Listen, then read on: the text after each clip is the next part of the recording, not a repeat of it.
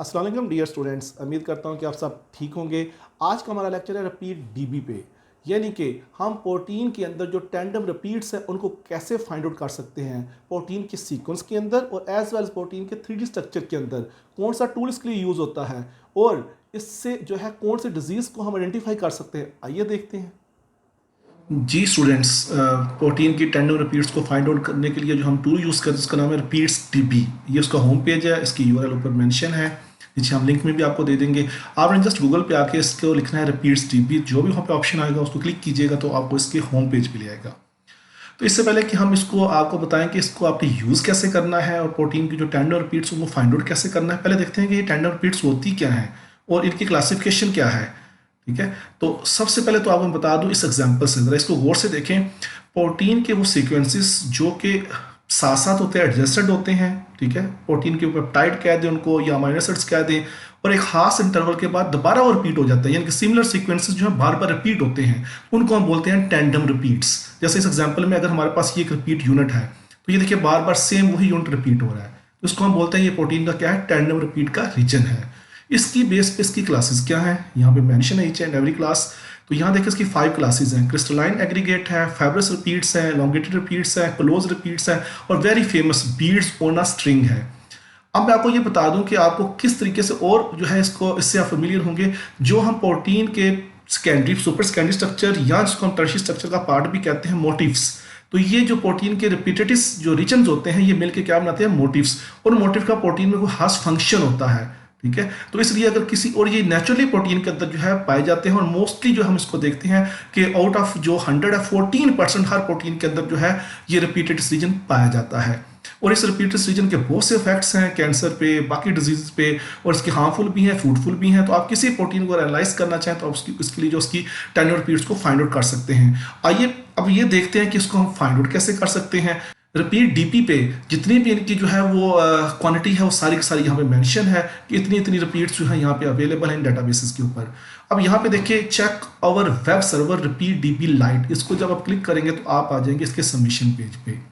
तो ये इसका सबमिशन पेज है। यहाँ पे आपके पास ऑप्शन ये देगा आपको, जो भी आपकी प्रोटीन है जिसके अंदर आप उसकी रिपीट्स को देखना चाह रहे हैं, टेंडम रिपीट्स को, उसकी यहाँ पे पीडीबी आईडी दे दें, या उसकी जो फाइल जैसे आपने डाउनलोड किया पीडीबी का सीक्वेंस उसका, तो उसको यहाँ से अपलोड कर लें, उसकी चेन का नंबर भी ले सकते हैं उस पर से। ठीक है, तो मैं यहाँ पे लिखता हूँ 1C9U, यानी कि ग्लूकोज डिहाइड्रोजिनेस। ठीक है, जैसे मैं इसको लिख दिया तो मैं इसको कर दूंगा सबमिट। तो जैसे सबमिट करेंगे तो ये देखिए ये लोडिंग और इसके रिजल्ट जो है वो आना शुरू हो जाएंगे। ठीक है, तो ये यहाँ पे उसके सेशन का हमें लिंक दे देगा।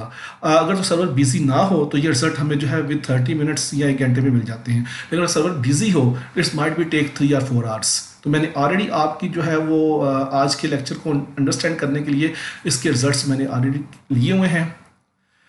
ये है इसके रिजल्ट का पेज, बड़ा ही सिंपल पेज है। सबसे पहले देखिए जो हमने आईडी दी थी वो है, फिर उसकी चेन हमने जो है उसके अंदर ए चेन है तो वो है, फिर सेशन का नेम उसने दे दिया जो लिंक वहाँ पे शो हो रहा था।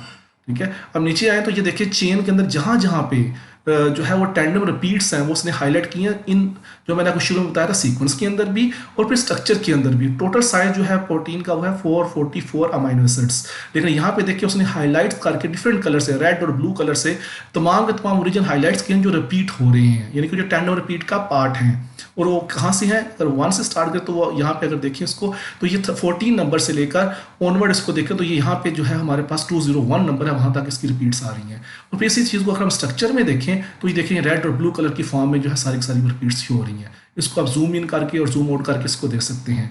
और जबकि हमें ये नज़र आ रहा है कि ये स्ट्रक्चर हमारे पास जो है वो ग्लूकोज डिहाइड्रोजिनेस का मोस्टली इसमें बीटा शीट्स हैं, तो ये बीटा प्रोपेलर स्ट्रक्चर होगा। तो इसमें जाहिर बात है हमारे पास जो रिपीट्स आएंगी वो बीटा प्रोपेलर टाइप होंगी।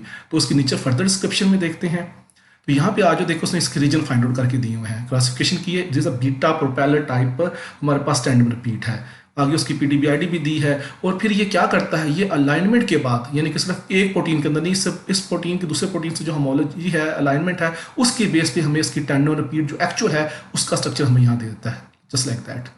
देखिए लूप है, देन हमारे पास क्या है, बीटा प्रोपेलर्स हैं, ये बीटा शीट्स जिसको हम कहते हैं। तो ये इसका रीजन जो है ऊपर रीजन मेंशन भी है, उसका स्ट्रक्चर भी मेंशन है। तो ये हमें इस तरीके से बता देता है कि हमारे पास जो है वो टेंडम रिपीट्स कहाँ कहाँ आएंगी।